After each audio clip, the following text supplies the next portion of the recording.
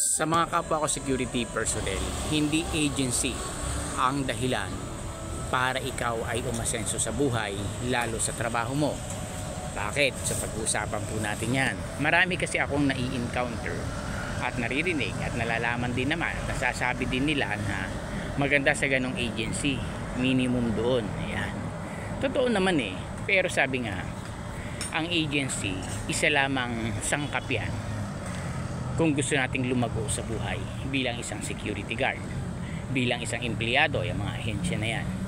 Sila lamang yung pinaka-bridge or tulay natin kung ano yung gusto nating tahaking buhay sa pagtatrabaho natin. At syempre, sa magiging success natin.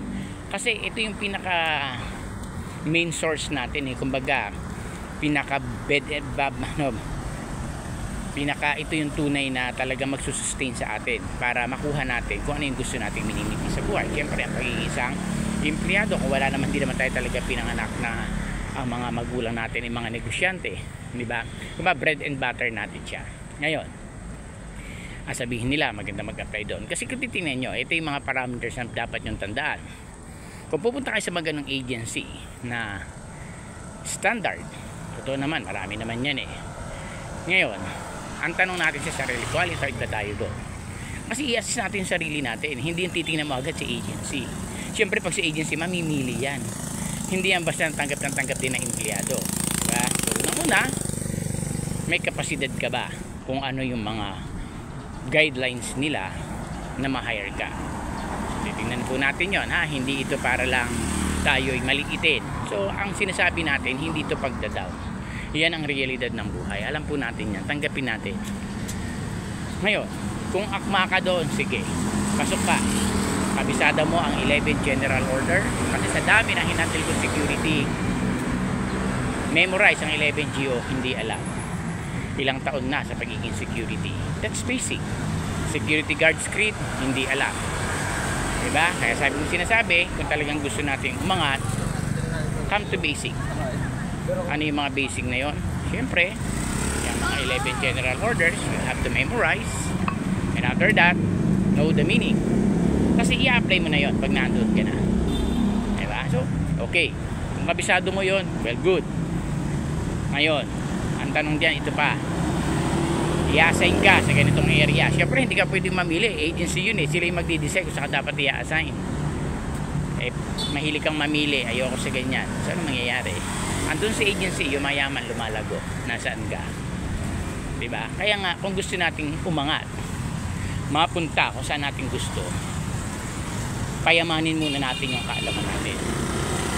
Minsan, paggawa ng report, hindi rin marunong. Diba?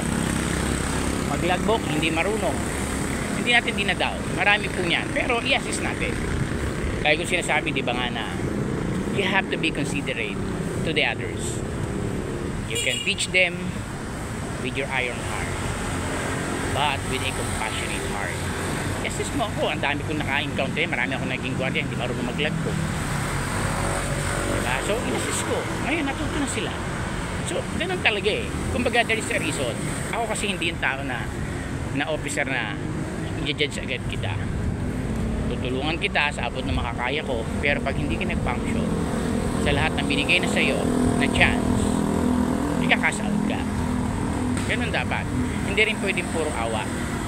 Kasi ang trabaho natin, kaya nga tahinar dahil kailangan tayo eh. Tapos, ikaw pala nangangailangan sa kumpanya kasi tamad ka, gusto mo lang sumweldo.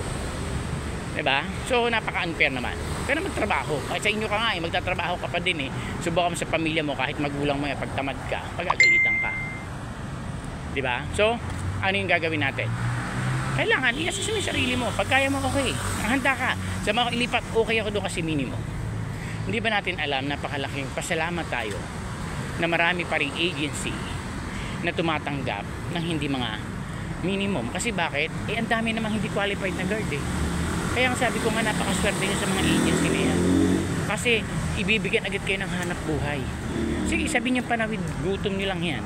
Huwag naman natin baliwalain. Kasi, nakatawid ka sa gutom eh. Tapos yung pinanggalingan mo, hayaan mo na lang na masira dahil okay na ako, busog na ako, diyan ka na. Di ba napaka-unfair, no? Kaya nga ang lahat nangyayari sa mundong to, biyaya ng langit yan eh. Diba? Ay kung lahat nag-standard yan, ang daming hindi walang trabahong gwardiya. Di ba? Sa dami ng mga training dapat mong atinan. O sige, minimum, i-calculate mo, compute mo, namamasahe ka ng ganito. O sumahod ka na mag-1,000 isang araw sa 12 hours mo. Pamasahe mo 500, pagkain mo pa. You have to compute. Dapat nagka-calculate kayo na ano ba yung magiging gastos ko pag dito ako. Kung ang sahod ko lang, ganito lang, nasa 900 plus, nakatipid ako ng 200, gumastos lang ako ng 200, di 700. Ito 1 plus, gumastos ng 500, magkano natira sa akin? Huwag titingnan yung sweldo. Tingnan mo ano yung maitatabi mo after mong sumahod. Di ba? Kasi ako ang dami ko naging kasamang guard alas sa minimum. Pero sa kakaipon sila. Di ba? Kasi may sistema. Yun ang sinasabi. Wala sa agency.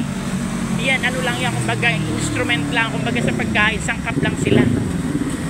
Ikaw ang pinaka main course. Ikaw ang gagawa ng luto mo sa buhay. Ano yung gusto mong maging sangkap na mabuti? Hindi lang agency. Ang dami. Una sa sarili mo skill. Kasi iba nga angas na guard eh. Hindi kami naman agency dali mag-apply.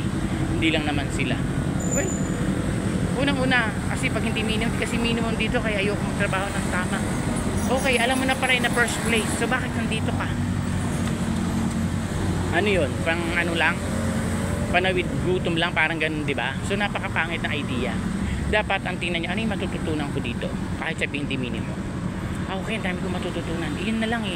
Blessing na may sweldo ka na, natuto ka pa. Kasi ang iba ayaw matuto, gusto lang, sumweldo lang.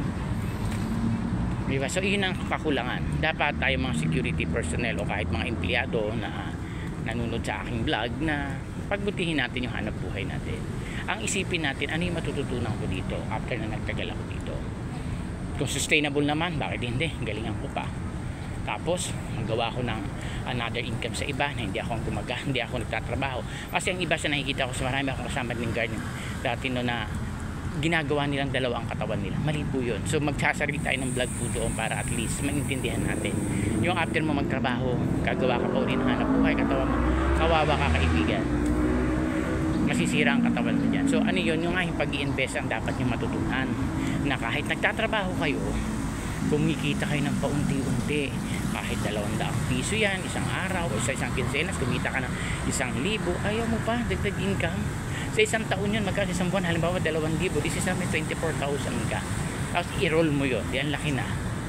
That is the magic of investment. So kailangan bilang guard, isip po tayo ng mabuti at pahalagahan natin ang trabaho na meron tayo ngayon.